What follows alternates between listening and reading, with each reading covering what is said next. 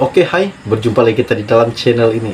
Oke, pada hari ini apa yang admin ingin kongsikan kepada Anda semua berkaitan dengan isu-isu panas dan terkini, di mana ianya berkata, pakar menjangkakan harga barang akan naik pada 2023 sebanyak 10%, 10%. Tapi Rafizi hanya main data dan tidak ada perancangan terkini. Jadi, sebelum admin meneruskan isu yang terhangat pada hari ini, jangan lupa bantu admin tolong tekan butang subscribe dan juga pada butang lonceng supaya Anda sentiasa mengikuti perkembangan terkini yang akan admin kongsikan di dalam channel ini buat Anda semua. Terima kasih. Oke, baiklah. Isu yang tergempar, admin akan teruskan dan admin akan ceritakan kepada Anda pada hari ini apa yang admin dapat. Ianya berkata, pakar ekonomi dari University Tun Abdul Razak Prof. Emeritus Dr. Barjoy Bardai menjangkakan harga barang dan makanan akan melonjak sehingga 10% pada 2023 berdasarkan kepada ujaran kadar inflasi yang dijangka meningkat kepada 6 hingga 7%. Ini karena menurut data Jabatan Perangkaan, harga makanan dan minuman pada November meningkat pada kadar 7,3% berbanding 7,1% bulan sebelumnya. Dengan kadar inflasi pada 4% disebabkan kenaikan harga makanan terutama berasaskan ayam dan tepung. Bank Negara Malaysia BNM pula memaklumkan inflasi dijangka kekal tinggi 2023 berikutan tekanan permintaan dan kos harga komoditi global akibat konflik di Ukraine dan gangguan bekalan berlarutan yang ketika ini ditangani oleh kawalan harga dan subsidi. Sementara Kementerian Ekonomi diterajui Timbalan Presiden PKR Rafizi Ramli hanya berjanji untuk membangunkan ekosistem berasaskan data-data harga dari seluruh negara untuk menyuntik keanjalan harga dan bekalan sebagai salah satu usaha mengawal inflasi di masa akan datang. Tidak ada apa yang dirancangkan oleh Rafizi untuk membantu rakyat yang bakal berdepan masalah ekonomi pada tahun 2023 ini. Sebaliknya, dia hanya meminta rakyat tidak membeli barang jika mahal, termasuk mengurangkan makan ayam.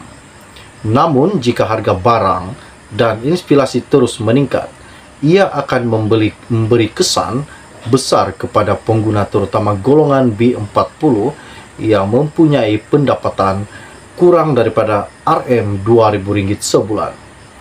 Dr. Barjoy menjelaskan kuasa membeli pengguna dijangka semakin berkurangan dan ia perlu ditangani segera kerana ia memaksa pengguna kurang berbelanja yang akan memperlahankan pertumbuhan ekonomi. Menurut beliau, ia boleh ditangani dengan memperkenalkan bantuan kewangan kepada golongan yang terkesan sebagai langkah jangka pendek menghadapi peningkatan harga dan inflasi. Apa yang dikatakannya ini sangat-sangat menggemparkan. Jadi, mari kita dengar apa yang dikatakan oleh doktor. Kerajaan perlu memikirkan soal perlindungan sosial. Contohnya, memperkenalkan skim tambahan pendapatan dengan bantuan antara RM100 sehingga RM1000 misalnya dengan peruntukan lebih RM50 bilion.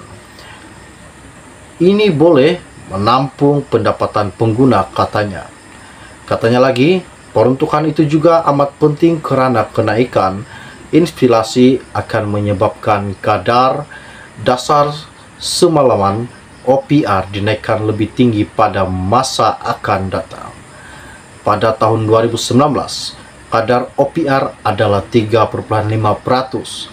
Ketika ini kadar OPR pada 2,75 dan dianggarkan ia akan dinaikkan sehingga 3,25%. Ini akan menjadi beban kepada peminjam, terutama yang membuat pembiayaan konvensional akan berubah manakala permintaan kereta dan rumah akan menurun, malah bayaran ansuran akan berkurangan katanya.